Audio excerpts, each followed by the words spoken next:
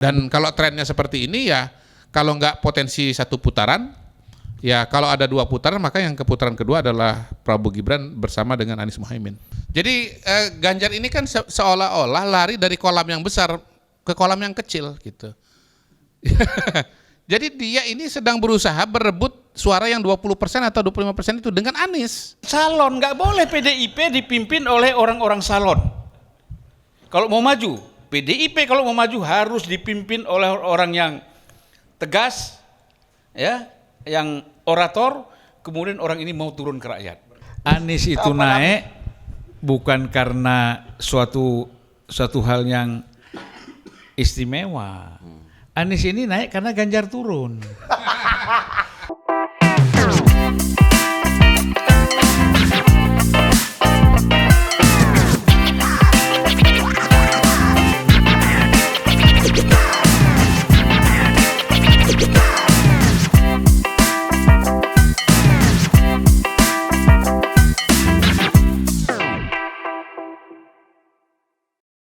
Silakan, Mr. Q, gimana melihat peta dengan apa yang terjadi hari ini, ngelihat situasi politik, apakah mungkin ada perubahan-perubahan elektoral melihat situasi terutama di isu PD Perjuangan yang kita omongin dari awal. Pertama tadi. kalau dari kegiatan para calon saya nggak melihat perbedaan yang signifikan antara masa kampanye resmi dengan nggak kampanye resmi.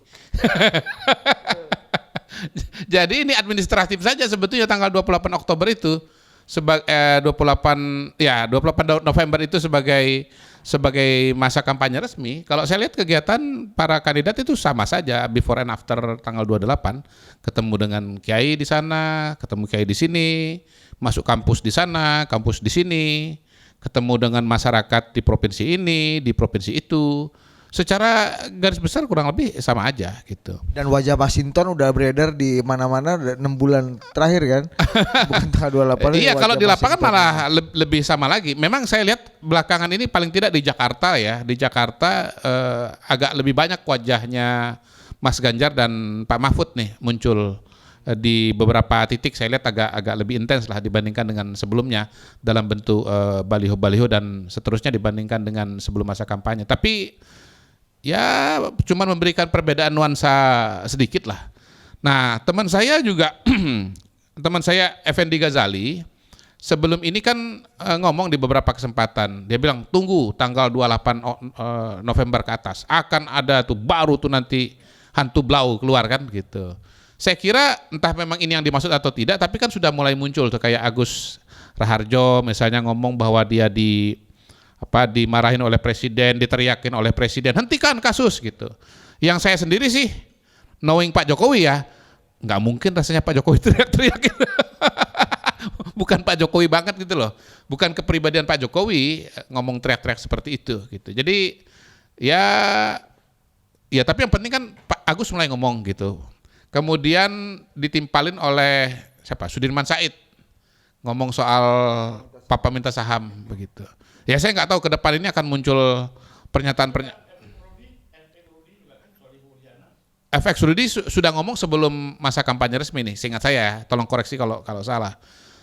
Tetapi sampai hari ini saya nggak ngelihat sesuatu barang baru yang betul-betul bisa jadi alat pukul politik yang bisa mempengaruhi dinamika politik secara signifikan. Nah terakhir saya dengar dari teman ya, ada 2 lembaga yang saya lihat di televisi udah mulai ngomong.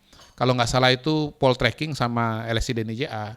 LSI DNIJA itu udah mengatakan angkanya udah naik Prabowo. Sebelumnya mereka 39 atau 40, sekarang udah 42, 43 lah, 43. Kemudian Ganjar dengan Amin, Ganjar dengan Anies itu udah par, udah imbang, 24 apa kalau nggak salah gitu. Lalu Poltreking Hanta Yuda, dia nggak nyebut angka, tetapi dia mengatakan bahwa sudah terjadi pergeseran dari mereka yang puas kepada Jokowi pada akhir November itu 50-50, 40% ke Ganjar, 40% ke Prabowo, tapi dalam survei dia sekarang mayoritas sudah pendukung Jokowi atau yang puas kepada Jokowi itu sudah ke Prabowo. Yang singkatnya adalah bahwa Prabowo itu makin naik lagi gitu. Jadi saya kira tren pada akhir Oktober, terakhir kan kita membahas itu ya, data akhir Oktober dan awal November itu trennya masih sama, bahwa Prabowo Gibran itu menguat, kemudian Ganjar Mahfud itu menurun, ya, dan Anies itu mengalami kenaikan sedikit gitu. Nah, Dan kalau trennya seperti ini ya, kalau nggak potensi satu putaran, ya kalau ada 2 putaran maka yang ke putaran kedua adalah Prabowo Gibran bersama dengan Anies Muhaimin. Gitu. Nah, Mr. Q, yang kedua, melihat isu belakangan, misalnya kayak netralitas aparat, terus kepala desa, polisi sih yang paling banyak dituduh dalam hal ini. Nah, melihat kepuasan Pak Jokowi yang berpindah itu, bisa nggak dimaknai itu sebagai sebuah campur tangan struktur pemerintah, atau itu memang sebuah permainan persepsi yang diarahkan melalui berbagai medium yang ada gitu? Nah, kalau saya melihatnya justru alami. Saya kan orang yang paling awal mengatakan bahwa struktur suara 2024 ini bukan pertama-tama ditentukan oleh para kandidat, tetapi ditentukan oleh Pak Jokowi. Persisnya bagaimana reaksi masyarakat Indonesia kepada Pak Jokowi gitu. Ketika yang puas kepada Pak Jokowi itu 80%, maka kolam suara bagi Anies itu hanya 20%. Anies yang oposisi atau slogannya perubahan itu kolam suaranya cuma 20%. Dan pasangan Prabowo dan Ganjar sebagai mereka yang mau melanjutkan Pak Jokowi dan berasosiasi dengan Pak Jokowi itu berbagi angka. Kan realitanya kemarin begitu, BHM, bahwa ya angka mereka itu 35-35, 34-35. Nah, itu yang kemudian menjadi berubah setelah Gibran dideklarasikan sebagai wakilnya Pak Prabowo. Karena apa? Paling tidak satu hal, bahwa masyarakat yang puas kepada Pak Jokowi melihat bahwa ya representasi Pak Jokowi itu ada di Prabowo dengan adanya Gibran gitu. Tapi Jadi, ada catatan saya soal itu. Kalau saya lihat hampir semua poll itu, kalau kita lihat lebih detail, itu dari orang yang menyatakan sudah memilih Prabowo atau apa namanya Ganjar atau Anies itu belum solid. Jadi kira-kira sepertiga tuh masih mengatakan bisa pindah pilihan. Masih bisa pindah pilihan. Masih bisa pindah pilihan itu kan sebenarnya bisa dilihat dari 2 sisi. Pertama, mereka kemudian akan tetap pada pilihannya gitu kan. Yang kedua, mereka mau berubah. Nah, masalahnya sekarang saya nggak melihat ada variabel signifikan yang akan mengubah itu gitu. Dan kecuali di tempat Ganjar itu ya. Hah? Kecuali Ganjar yang mengalami penurunan itu. Iya, dan kan begini, setelah Prabowo Gibran itu terjadi pelebaran suara karena yang puas dengan Pak Jokowi mulai lari ke Gibran, lalu justru Mas Ganjar mulai menyerang pemerintah gitu, menyerang Pak Jokowi. Dan saya melihat itu sebagai sebuah blunder politik sebetulnya, sebagai sebuah langkah yang salah. Kenapa? Karena dia mendrive away, dia mendorong para orang-orang yang puas kepada Pak Jokowi ini untuk malah lari kepada Prabowo Gibran gitu. Ya, dan serangan-serangan itu sesungguhnya juga tidak mendatangkan suara bagi Ganjar. Karena kolam suara itu ketika geser dari puas menjadi tidak puas itu ikonnya adalah Anies gitu. Itu termasuk Bu Mega yang kemarin teriak Menurut saya begitu. baru segala macam. Menurut saya begitu. Jadi ya buat saya sebetulnya opsi awal itu kan sudah jelas ya, bahwa kami tetap melanjutkan Pak Jokowi, tapi kami lebih cepat dan lebih baik kan gitu kan. Itulah yang dirangkum oleh kata Indonesia Unggul itu. Jadi Ganjar ini kan berusaha agar dia lebih baik dibandingkan dengan Prabowo.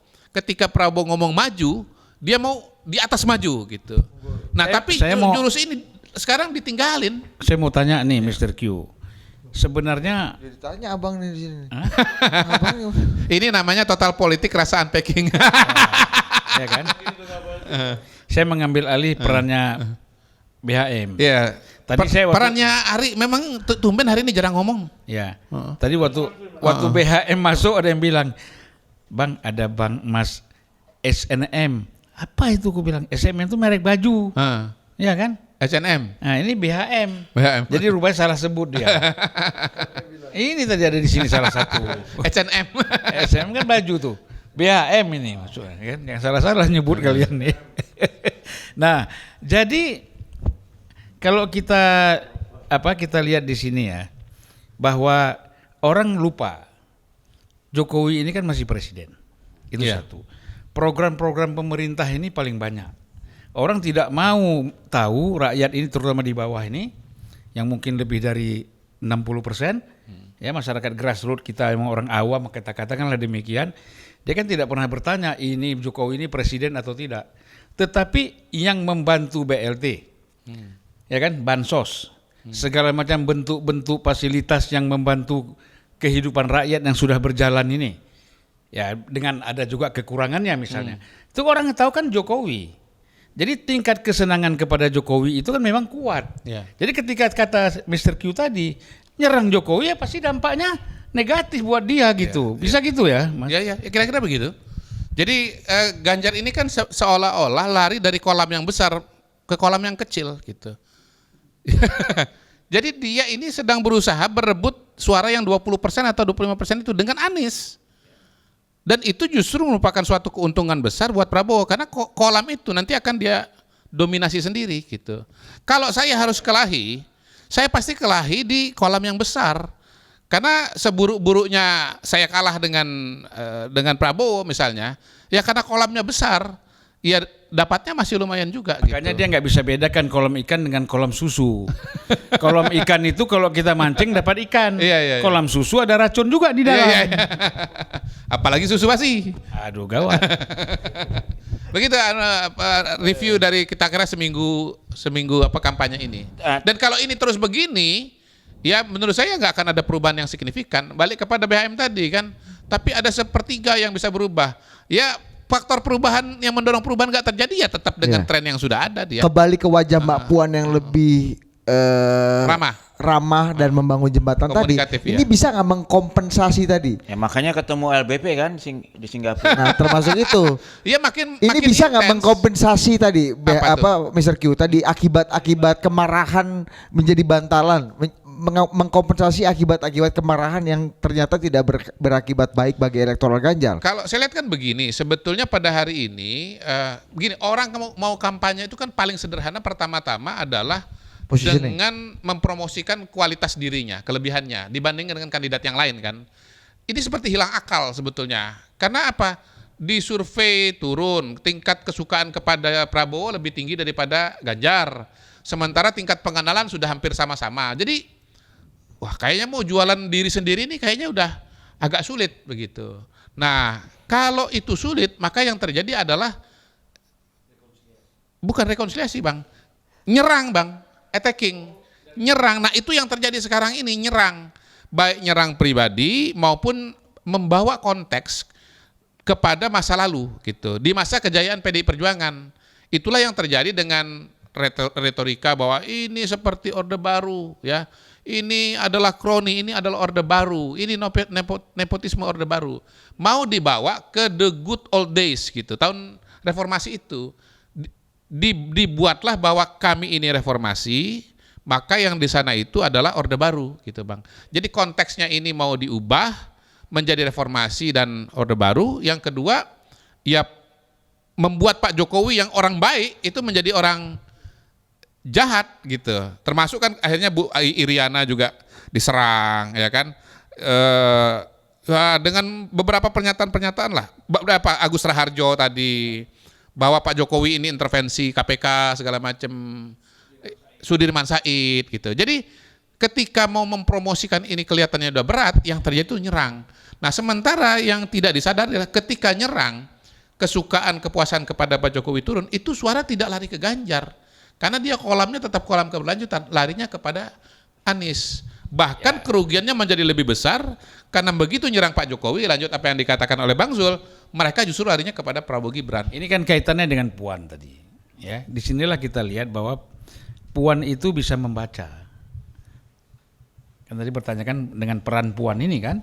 Nah, Puan itu bisa membaca, mengantisipasi sejak dini bahwa dalam perjalanan menuju pemilu, bahkan setelah pemilu, itu kan gerakan-gerakan untuk menciptakan chaos macam-macam itu pasti ada. Sekecil apapun. Ya, kita mengalami itu 2014 setelah pemilu, 2019 kalau Prabowo nggak langsung turun ke lapangan untuk membubarkan mereka, bisa kacau. Ternyata kan sebelumnya memang sudah ada rekonsiliasi antara Pak Jokowi dengan Prabowo. Orang kan nggak tahu, taunya Prabowo minta anak-anak itu pulang, jangan bikin keributan kan gitu. Nah, Puan ini juga sudah membaca antisipasi seperti itu. Makanya tidak bisa mendadak gerakan itu. Ya, jadi dari sekarang kan harus ada nanti ketika ada sekelompok orang mengatasnamakan PDI Perjuangan atau kelompok pendukung Ganjar melakukan langkah-langkah yang katakanlah mengarah kepada anarkisme. Siapa yang bisa melerai? Siapa yang bisa? Kan nggak ada. Karena semua dalam kondisi emosional. Nah, yang masih bisa menggunakan pikiran-pikiran rasional itu kan Puan. Katakanlah dengan kawan-kawannya. Sehingga melakukan approach kepada kekuatan-kekuatan atau kelompok-kelompok yang ingin melakukan anarkisme itu lebih mudah dilakukan, lebih didengar. Mau dengar saya atau tidak. Itu mesti ada orang-orang seperti itu muncul.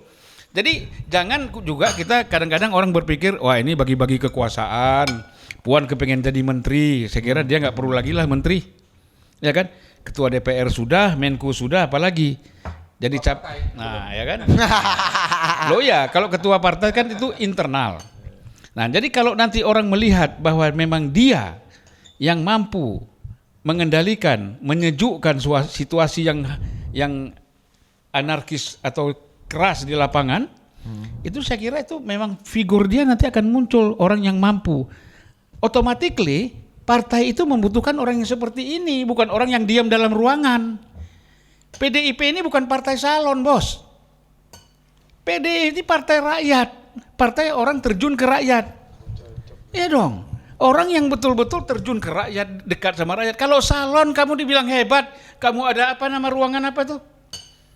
War room apa namanya? Situation room. Situation room kamu ada di situ apa? Ini partai salon. Merdeka! Ini elit salon, nggak boleh PDIP dipimpin oleh orang-orang salon. Kalau mau maju, PDIP kalau mau maju harus dipimpin oleh orang yang tegas, ya, yang orator, kemudian orang ini mau turun ke rakyat. Cukuplah PSI aja partai salon. PSI mana nih? Nanti dulu, Partai Sosialis Indonesia, mereka partai salon intelektualitasnya dahsyat, nyebrang bukan hanya main Indonesia ke luar negeri. Jadi pikiran-pikiran PSI yang dituduh partai salon kan, itu kan kita real. Orang-orang PNI, orang-orang partai-partai yang dibilang partai kader, partai massa, itu kan menuduh PSI itu partai salon. Tetapi kan tokoh-tokoh PSI dulu itu ini intelektual yang luar biasa. Pikiran Syahrir, pikiran bukan Agus Salim dong. Subadio, Pak Subadio misalnya, Sujat Moko, banyak lagi tokoh-tokohnya. Yang ini semuanya bisa Saking menjadi canggihnya Sujat Moko itu terus terang saya baca bukunya nggak paham saya. ya artinya ini ya. termasuk Sumitro. Ya, bagaimana? Kan saya tanya sama Pak Muhammad Rum. Pak Rum, tahu kan Pak Rum itu tokoh Masyumi yang pernah terkenal dengan Rum Royer. Ya, yang pernah juga menjadi Menteri Luar Negeri ya, Pak Rum. Saya tanya, Pak Rum, mengapa Masyumi ini tidak bisa masuk di dalam kabinetnya Soeharto waktu tahun 667 itu? Pak Rum tuh cerita begini Zulfan. Waktu itu kita ini menghadap nih tokoh-tokoh Masyumi ke Soeharto, diundang. Bantu saya, kata Soeharto. Ya, karena Soeharto waktu itu tidak mau PNI, maunya Masyumi dengan PSI yang ada di dalam plus TNI kan gitu. Kata Pak Harto, ketika kita diajak oleh Pak Harto masuk dalam kabinetnya, kita bilang, rehabilitir dulu dong nama Masyumi. Masyumi berdirikan kembali. Kata Pak Rum, apa jawab Soeharto? Soeharto bilang, kalau soal Masyumi ini bukan urusan dengan saya. Ini kan konfliknya dengan TNI, Peri Permesta. Kan itu. Ya udah, akhirnya kalau begitu, kalau tidak direhab ini Masyumi, kami nggak mau gabung. Kata tokoh-tokoh Masyumi waktu itu. Masuk PSI, bapaknya Prabowo dipanggil sama Soeharto. Ya kan, sebagai ketua PSI juga yang ikut di Peri Permesta waktu itu. Nah, lalu kata Pak Rum, Pak Mitro waktu menghadap Soeharto tidak pernah meminta supaya PSI berdiri kembali. Nah, itu strategiknya pikirannya. Nggak seperti barang ini berdiri. Yang penting bisa masuk. Kan gitu. Kalau Pak Rum ini perlu bendera ini Bang ya. Bendera ini Mas Sumi perlu. bukan Pak Rum, Mas Sumi. Iya, Mas Sumi maksudnya. Sumi. Ya. Jadi kata Pak Rum, udah akhirnya apa? Banyaklah tokoh-tokoh PSI waktu itu membantu Soeharto di dalam pemerintahan Orde Baru lewat Sumitro. Bapaknya Soeharto, bapaknya Prabowo. Dan jadi mafia Berkeley pula kan. Masuklah di situ, mulai masuk mafia Berkeley, ada Emil Salim, Wijoyo, Nisi Sastro kan, Arifin Siregar, macam-macam lah itu. Sumarlin. Ya, jadi kalau kita lihat di sini memang politik ini soal lihai-lihayan ya, bukan ngotot-ngototan. Nah, disitulah saya bilang, makanya saya katakan bahwa betul PSI itu adalah partai salon, tapi smartnya mereka berpikir yang lebih strategik, bisa milih mana yang lebih utama, mana yang lebih penting. PDI ini ada juga yang seperti itu, ada juga yang enggak, kan terlalu besar. Kalau kita nilai PDIP ini kan lain lagi. Ini partai sudah situasi sekarang terlalu besar ya. Jadi memang berbeda lah ya, ada bedanya. Kalau kita bandingkan misalnya cara berpikir tokoh-tokoh PSI dengan tokoh-tokoh PDI yang ada sekarang, ya jauh sekali lah. Ya. Kualitas beda lah. Kualitas beda, pemahaman ideologis beda. Ini kan sekarang orang bicara aja ideologi begini. Kita tanya ideologi itu apa, nggak paham juga dia. Iya, tadi kan Abang bilang PDI bukan partai salon, jangan orang-orang seperti yang salon memimpin PDI. Maksudnya emang ada Apa tuh? di PDI orang yang punya kultur salon. Ya buktinya ada orang bekerja dalam ruangan mengendalikan, tapi tidak berkomunikasi langsung dengan rakyat, tapi mau jadi pemimpin, itu kan salon. Iya kan? Gak usah lah kita inisial, tapi kan tadi sudah disebut-sebut berulang-ulang oleh Mr. Q. Nah, kita balik Tapi kita mau balik nih ngomong Mr. PSI Q. tadi, PSI yang satu lagi itu kan punya ambisi mengalahkan Golkar nih 9%. Ya, kalau menurut Mr. Q bacaan jajak pendapatnya gimana? Iya, sekarang 2024. Ya. PDIP dan Gerindra. Bukan PSI. PSI, PSI kan oh. orang bilang bisa dapat 9% gitu, mengalahkan Itu kan Golkar. PSI yang sangat berbeda Bang, bukan PSI Ya, Partai ya. Sosialis Indonesia. Enggak, tapi kan PSI itu berusaha masuk ke dalam kolam besar kan. Oh iya. Apa iya. bisa dia meraup segitu? Kalau 4% saya kira bisa. Ya kita lihatlah survei-survei yang lebih belakangan. Ya intinya begini, Kaesang masuk itu sudah ada lonjakan-lonjakan, walaupun angkanya itu belum seperti Partai Demokrat tahun 2004 gitu. Tetapi memang kalau bicara tahun 2004 itu kan Pak SBY itu baru muncul ya. Sementara dalam konteks 2024 ini kan Pak Jokowi justru bukan kandidatnya langsung gitu. Ya sebetulnya ini tergantung strategi juga di lapangan sih menurut saya. Nah. Tetapi kalau bicara 4% sih harusnya bisa. Tapi kalau mau kejar 8%, 9% pada hari ini memang trennya belum terlalu kelihatan lah. Kalau kata Bang Zulfan Saya mau lagi. itu juga mau devil advocate dari pendapat dia kolam besar dan kolam kecil itu.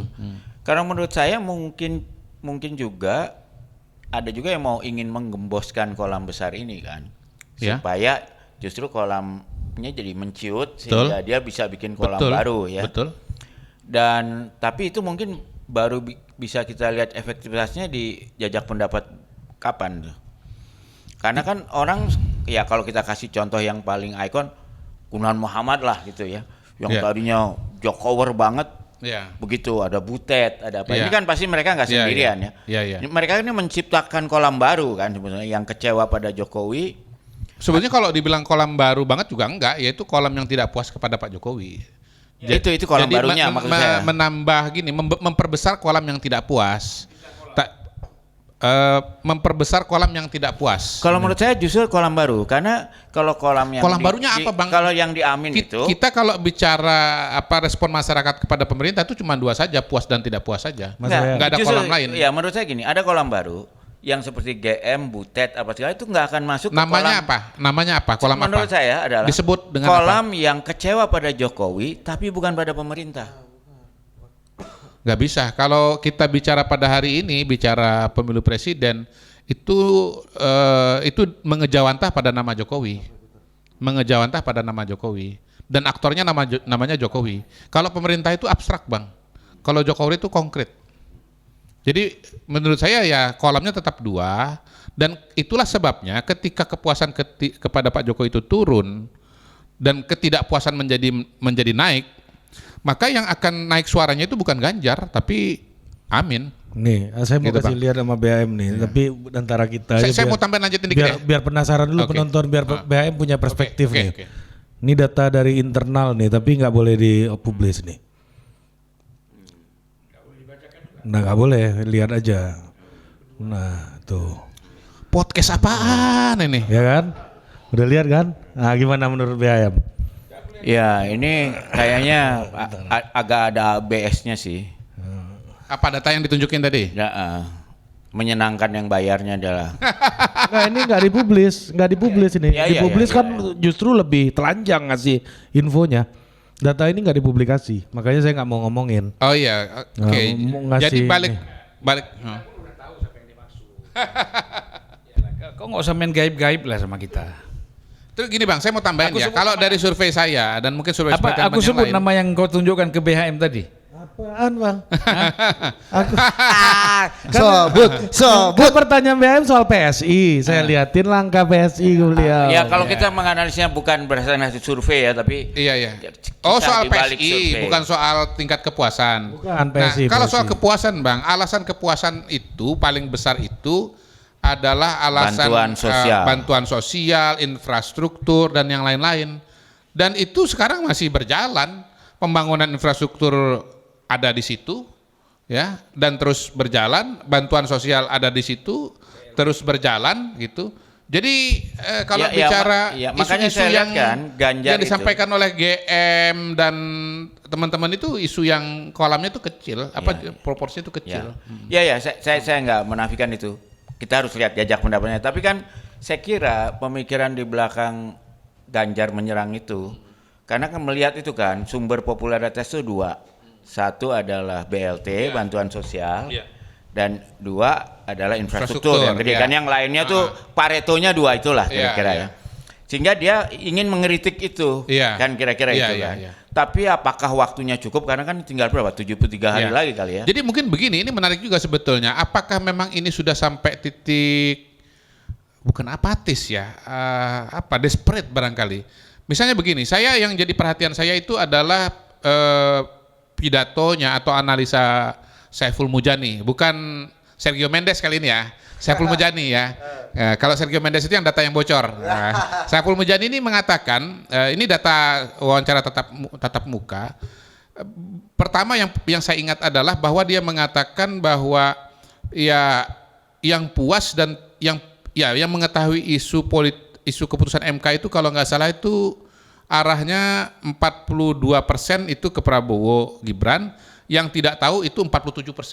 Jadi kalau di rata-rata mungkin angkanya 44-45 ya. Kita kan nggak dikasih angka realnya itu berapa. Terus dia mengatakan yang tahu mengenai konsep dinasti sebagaimana yang dikonstruksi oleh Saiful itu, bahwa ini memfasilitasi kekuasaan ketika bapaknya sedang berkuasa, itu ketika ditanya suka apa nggak suka, 85% tidak suka gitu. Nah, ini yang mau istilahnya disebarkan kepada seluruh masyarakat Indonesia. Nah, tapi data-data yang ditampilkan itu kan ada beberapa tabel saya juga nggak hafal. Intinya sebetulnya data itu juga menunjukkan kalau orang tahu kasus ini, yang paling tinggi itu Anies loh, bukan Ganjar loh. Entah maksudnya supaya jadi 2 putaran atau kemudian ya pokoknya lawan aja, melawan Jokowi aja gitu. Jadi ini mau disebarkan, Bang. Soal isu MK ini dan yang namanya politik dinasti ini mau disebarkan.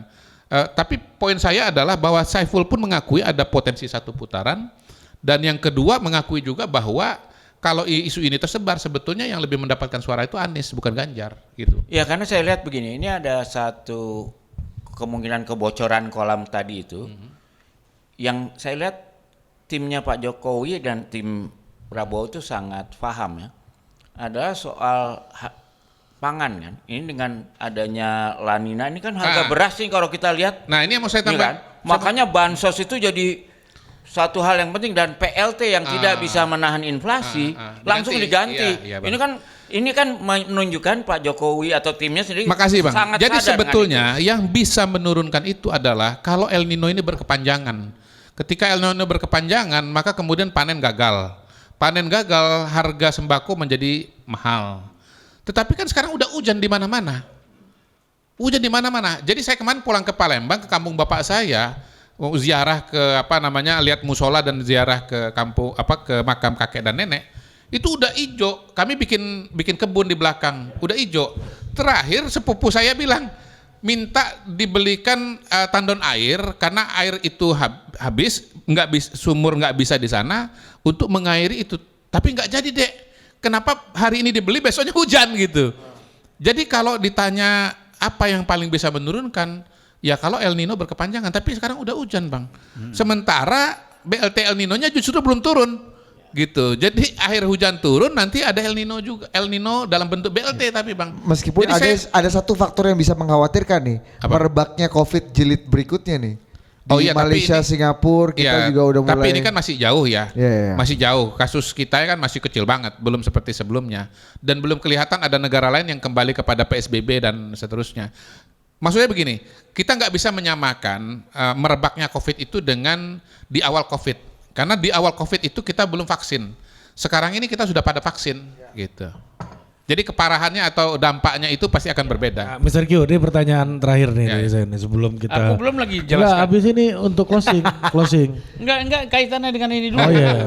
Kau kasih lah kau. Teman-teman kasih makan udah martabak udah. Silakan. Ya, hari ini nggak ada sesi tanya jawab ya. Nanti lu kalau tanya jawab langsung aja bisa cara ya. Ya, ini ada macam-macam nih teman-teman nih yang kita. Iya, ini gua takut Budi buka sesi tanya jawab. Gua takut gua. Ampun, enggak. Bukan. Gua mau apresiasi teman-teman yang udah datang Ya, nih. Thank you. Ada Randy, ada Mas Imam. Ini Mas Imam dari Bandung, dari Padalarang naik wush ke sini demi menonton Mr. Q. Ada siapa nama? Aska sama Gunawan. Nah, itu kan contohnya kekhawatiran Pak Jokowi sampai WUS yang harusnya bulan kemarin udah harganya udah dinaikin, nggak berani naikin. Itu pasti ada kaitannya dengan Pol, karena menurut beliau Pak Jokowi itu percaya sekali sama Pol, ya kan? Tunggu dulu Ya, Bang Zulfan. jadi ngomong begini. Nih, dibalik ke Budi Harjono lagi. Bukan. Apa kata tadi bahwa musim hujan ini akan ikut membantu. Ya kan? Tetapi juga ada problem. Ada komoditas pertanian dengan musim hujan itu bisa juga menurun. Misalnya begini sekarang. Sudah seminggu ini ibu-ibu rumah tangga ini mengeluh soal harga cabai 130.000 cabai rawit itu per kilo. Nah, sementara harga daging itu kan 140.000. Ya kan? Nah, jadi ini kan satu persoalan ya. Tapi saya yakin ini pasti bisa diatasi karena buat rakyat ini sekarang kan mau mahal, mau seperti apa, tapi selama pemerintah bisa membantu dengan tadi bantuan sosial, BLT dan macam-macam itu no problem. Makanya kembali lagi kesimpulannya bahwa kekuatan Pak Jokowi dan tingkat kepuasan kepada Pak Jokowi sebenarnya ada di situ gitu loh. Itu bukan yang lain-lain. Kalau kita bicara infrastruktur, orang tidak merasakan semua ya. Tidak massal merasakan secara langsung, terbatas. Tapi kalau yang namanya BLT, bantuan sosial, beras, cabai, telur, susu dan lain-lain, itu memang kebutuhan pokok yang mereka rasakan. Dan itu harus diturunkan beberapa saat sebelum BPS ambil sampling. Ya tapi kan BPS kata Rizal Ramli bisa diatur-atur juga. Boleh masuk Bang. Nanya ke Mr. Q boleh? Izin ya Bang ya. Oke. Nah ini dengan apa yang terjadi termasuk El Nino yang Bang Zulfan bilang tadi, harga cabai naik segala macam. Pertanyaannya simple aja nih Mr. Q sebagai penyapu ini. Skenario PDI Perjuangan untuk hat-trick itu jadi gimana? Berat banget atau setengah berat atau gimana? Hat-trick berat di pemilu legislatif ya. Kalau Pilpres berat banget. Ya, Pilpres berat banget karena yang terjadi kan bukannya uptrend tapi malah downtrend. istilah saya kan boro-boro jadi divisi 1, ini melorot divisi 2, terakhir melorot lagi jadi divisi 3 gitu. Jangan sampai kena kalsiopoli pula kan. Nah kalau soal pileg sampai terakhir saya lihat sih masih PDI nomor 1. Masih PDI nomor 1. Tetapi apakah kemudian ada potensi dibalap oleh Partai Gerindra? Mungkin saja. Karena di survei-survei terakhir itu saya lihat juga jaraknya sudah makin merapat antara PDIP dengan Gerindra.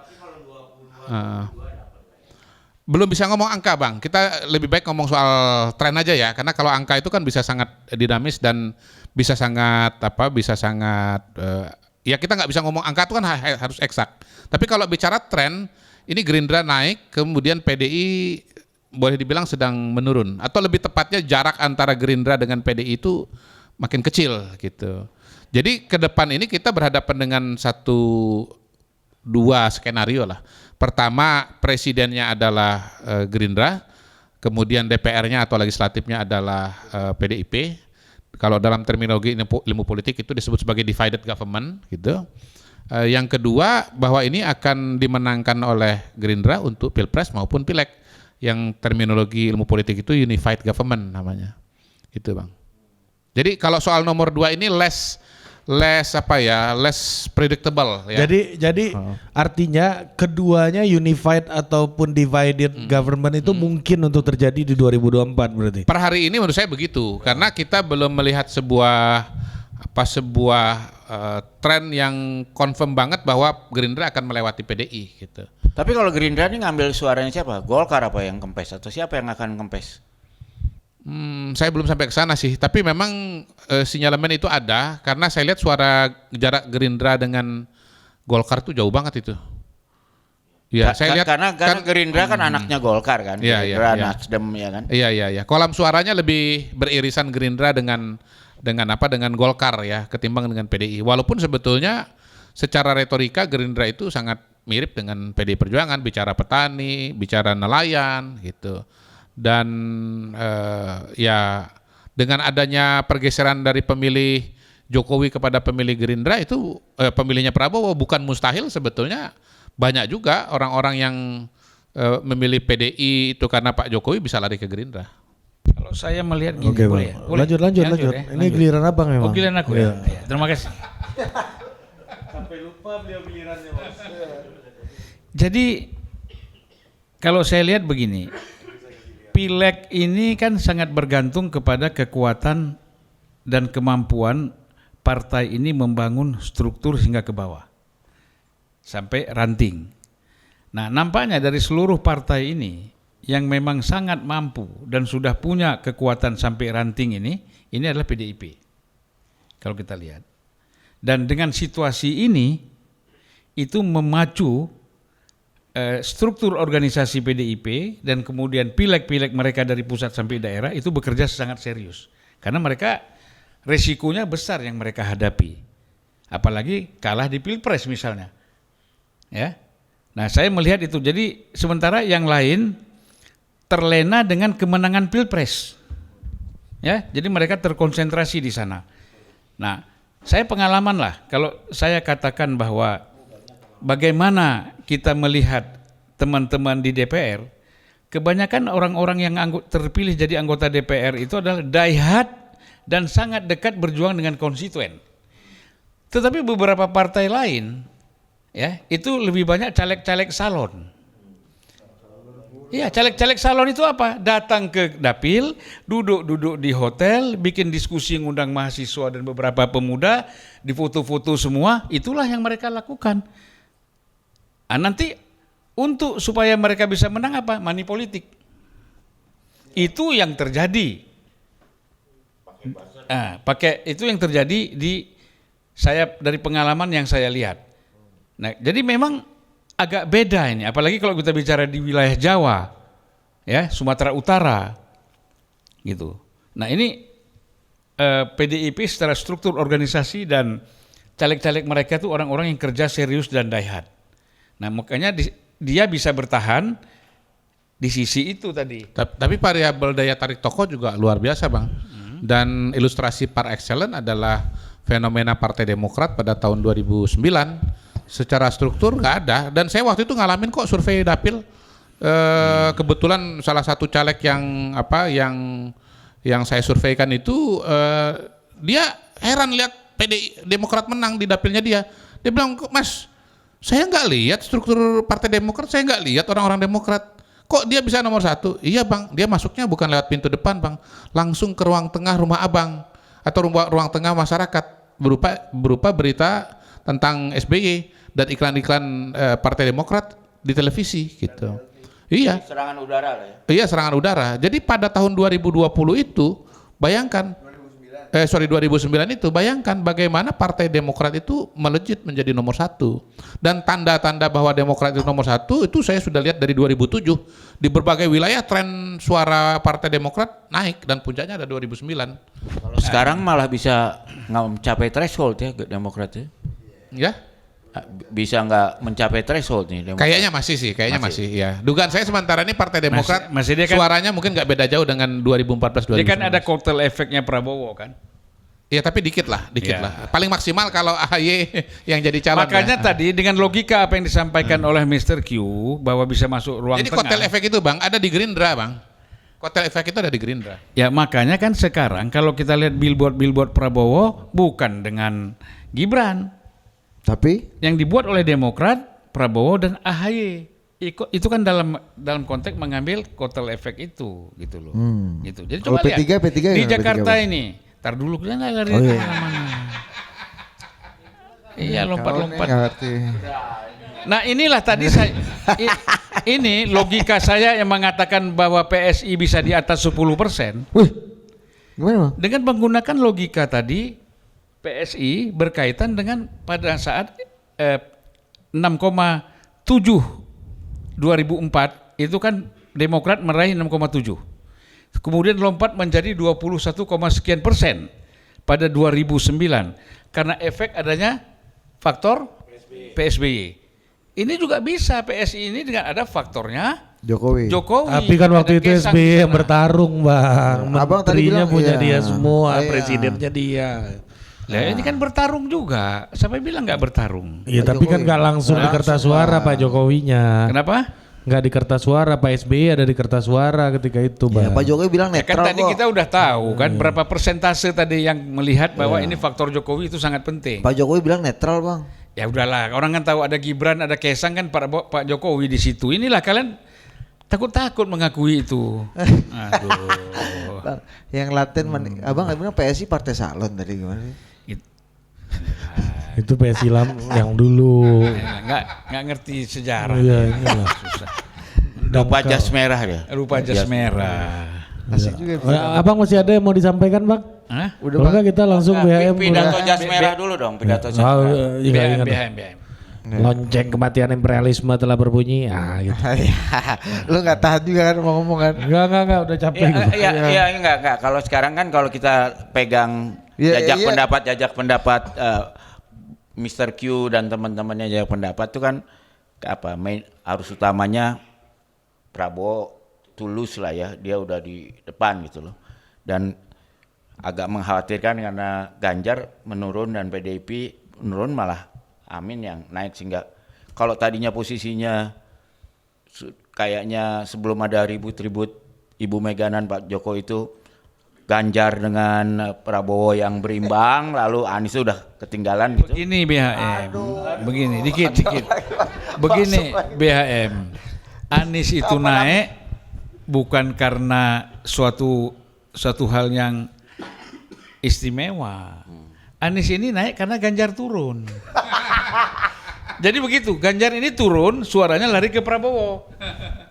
Ya kan? Sehingga dia turun. Disitulah Anies akhirnya kelihatan naik. Itu loh, harus dilihat begitu. Enggak, ini saya ada benernya. Jadi Ganjar itu turun karena sebagian suaranya lari ke Prabowo. Tapi sebetulnya Prabowo dengan memilih Gibran, sebagian pemilih Prabowo tuh lari. Nah, larinya ke Anies. Jadi beda nih, aliran airnya beda gitu loh. Ya kan? Tapi saya dengan catatan tadi itu loh, karena ini masih 70 sekian hari dan karena apa yang menyatakan pemilih itu sepertiga masih mengatakan bisa pindah. Jadi ini sebetulnya semuanya masih punya peluang kalau misalnya Prabowo atau timnya bikin blunder. Karena itu saya nggak heran kalau Prabowo dan Gibran menghindar debat apa segala macam. Karena itu ada risiko blunder. Jadi mendingan dia ya udah gemoy-gemoy aja lah gitu ya. Karena itu kan nggak ada blundernya, ya menghibur aja. Gitu. Kayak Bong Marcos ini ya. Iya, kayak Bong Marcos kan menolak tapi kan yang namanya blunder itu ya ingatlah, saya termasuk yang percaya dulu, nggak tahu nih Mr. Q. Dulu seandainya Fahri Hamzah nggak bikin statement yang santri itu, yang orang Jawa Timur marah tuh, belum tentu loh Jokowi menang. Ya, waktu itu termasuk salah satu blundernya dari kelompoknya Prabowo ya. Hail Mary apa istilahnya dulu? Enggak, hari santri itu kan yang dia kritik itu. Amerika itu apa? Pilpres Amerika Hail Mary apa? Hail Mary apa lagi nih? Hail Mary Pass. Oh iya. Nah, jadi apa? Nah ini kan baru aja ada nih Ade Armando bikin blunder. Tapi untunglah masih kolam Jogja kan kecil ya. Dia bilang apa emang? Ya dia bilang dinasti politik itu seperti di Jogja. Marahlah para pendukung. Ya, kan nggak ya, kalau yang itu kan tidak, yang namanya kalau dalam undang-undang tuh disebutnya penghinaan raja itu kan di mana-mana sensitif. Gini, itu istilahnya tuh politically correct or not politically correct Iya, gitu. Iya, betul. Kalau bahasa Jawanya bener ya orang bener. Iya. Nah, ini kan yang kira-kira karena ya itu tadi, karena masih belum ada yang mencapai 50 kan. Kalau blunder ya. Kalau Pak SBY kan dulu 60% kan. Iya. Ya memang rutenya Pak Prabowo, Pak SBY dengan Pak Prabowo itu beda. Jadi kalau Pak SBY itu udah unggul terus dia menurun tapi ternyata masih menang satu putaran. Kalau Prabowo dan Gibran ini dia suaranya menanjak belum sampai 50% tetapi ada potensi 50% gitu. Nah, ya menurut saya sih ilustrasinya kayak permainan sepak bola aja ya. Kalau udah mendekati akhir lalu kemudian sudah unggul gol, ya semua tim sepak bola juga akan keeping the ball gitu loh.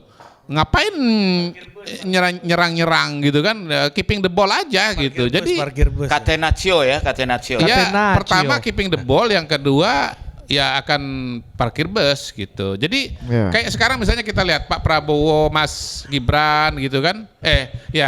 Itu kan lebih banyak tetap menjalankan tugas sebagai Menhan, tapi itu ada sebagai wali kota, dan menurut saya itu sebetulnya kampanye juga dengan cara yang lain kan. Tapi ada risiko kan, Catenaccio kadang-kadang malah kecolongan kan. Ya ini kayak misalnya kalau udah asam sulfat kemarin baru ada ya, itu kan enggak berdampak. Cuman juga begini, makanya kan gini Mr. Q. Makanya tim relawan Anies itu menggunakan istilah kesebelasan. Nah, dan tim Ahmad Ali itu diibaratkan sebagai coach, seperti Alex Ferguson. Head coach. Jadi dia sudah baca itu apa yang disampaikan oleh Mr. Q itu. Ini ibarat main bola. Jadi nanti kalau ibarat main bola yang paling siap dianggap tim Anies.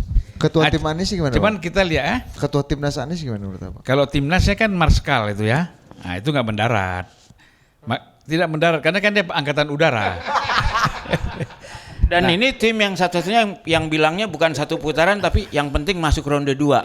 Itu beda sendiri itu. Walaupun Caimin mengatakan satu putaran. Ini kampanye aja udah beda ya, capres sama cawapres ya, Pak. Ya, udah beda.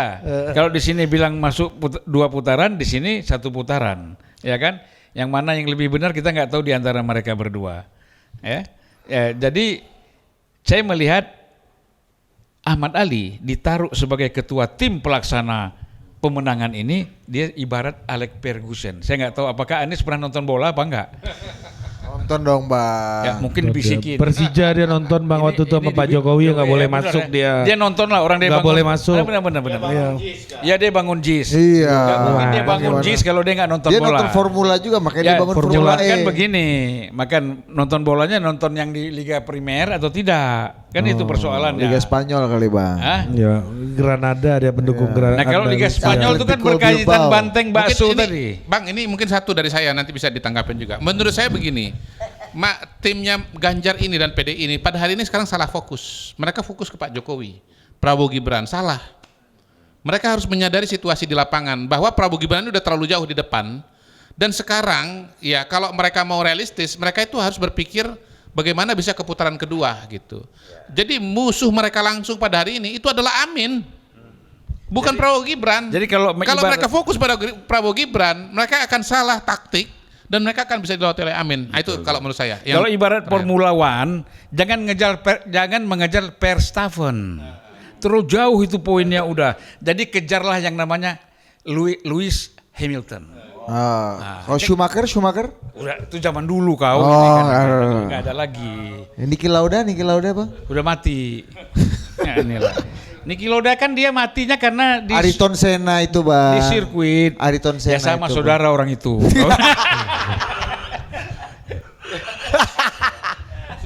Bukannya Bang Zul setuju nggak dengan saya yang sampaikan barusan?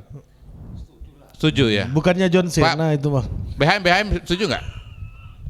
Iya, Jadi melawan saya setuju dengan catatan. Nah. Sebetulnya menurut saya rasa penasehatnya Ganjar itu kan ada gambling nih, high risk atau high gain atau yang safe ya. Kalau yang Anda usulkan itu yang safe kan.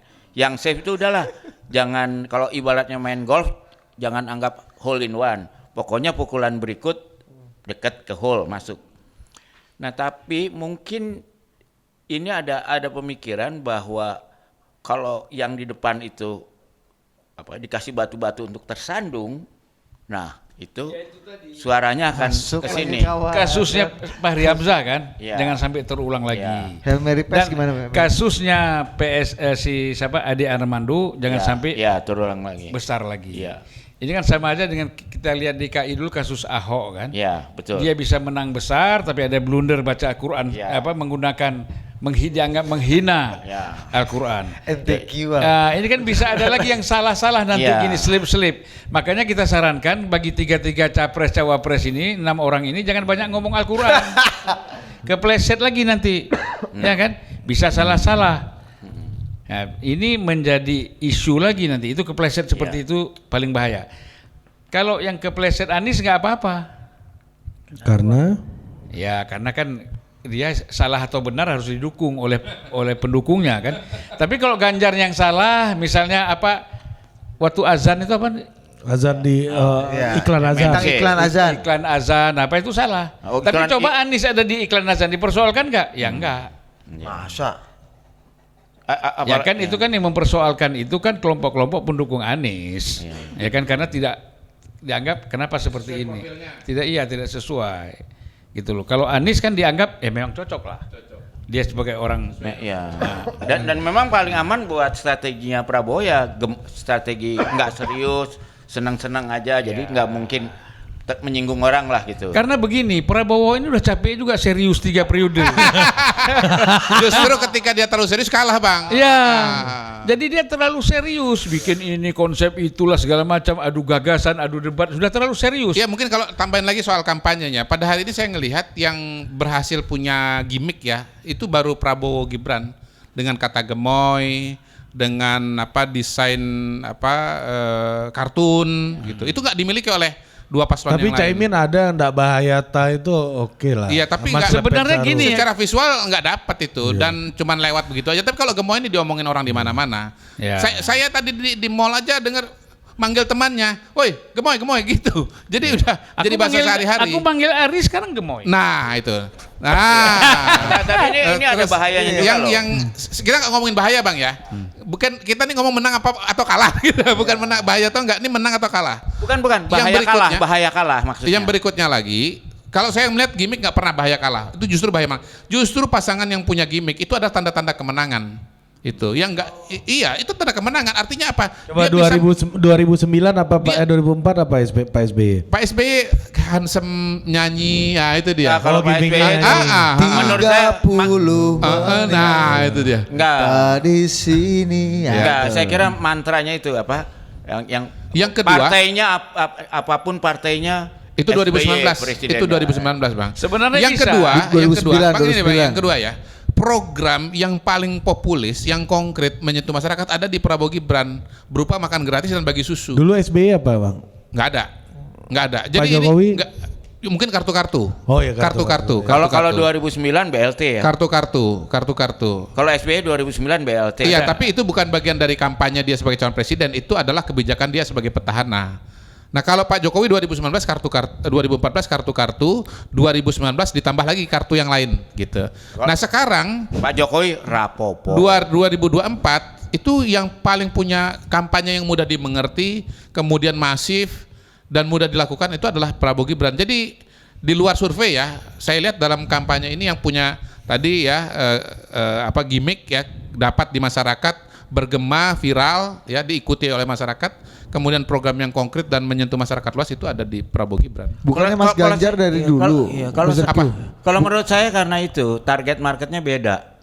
Kalau kita lihat kan kalau di poll pendukungnya Prabowo Gibran ini kan kalau lihat dari strata pendidikan dan income-nya memang orang yang dengan gimmick-gimmick inilah paling tepat kan? Iya. Ya itu makanya saya menyarankan supaya Ganjar ini juga mencari satu ikon.